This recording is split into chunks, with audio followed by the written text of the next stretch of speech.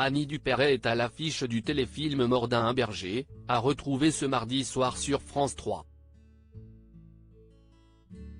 L'occasion de s'intéresser à l'actrice, notamment à son rapport au temps qui passe.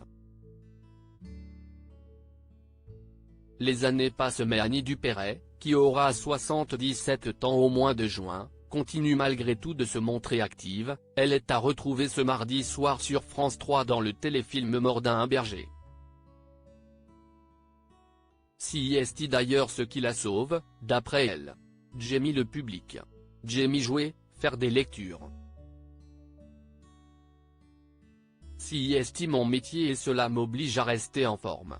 Je pourrais très bien contempler la nature dans mon jardin de la Creuse et regarder mes petits-enfants grandir. Mais si je faisais cela, je mourrais. Je serais vraiment en danger si je me laissais aller. Si est ce que l'actrice, qui a notamment joué dans le film Un éléphant ça trompe énormément en 1976, et dans la série télévisée Une famille formidable de 1992 à 2018, confiée à nos confrères du magazine Nous Deux en octobre dernier. Toujours donc dans cette volonté de rester active, Annie Dupéret est ouverte à n'importe quel type de projet, elle qui acceptait même de participer l'année dernière à la nouvelle saison de Masked Singer sur TF1. Le concept de l'émission étant de faire mettre à des personnalités des costumes enfantins et laisser le jury ainsi que le public deviner l'identité de la personne qui se cache dedans. Annie Dupéret, cette expérience mitigée, une aventure inédite pour la maman de Gaël et Sarah, qu'elle a bien apprécié hormis un détail, le comportement de Mélanie Brown, alias Mel B.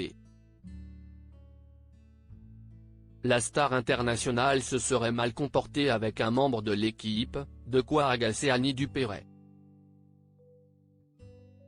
La comédienne était revenue sur l'attitude de diva de l'ex-Spice Girl, à l'occasion d'un entretien accordé aux Parisiens. J'aurais préféré ne pas la croiser.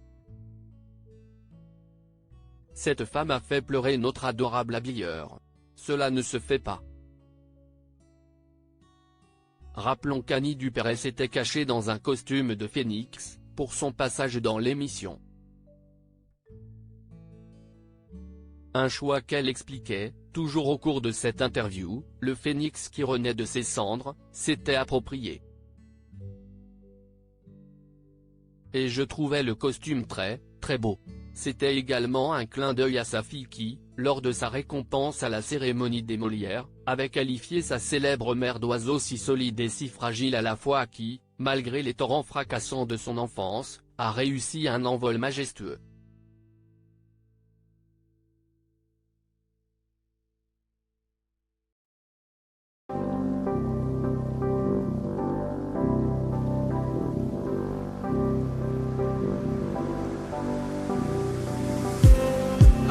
Just need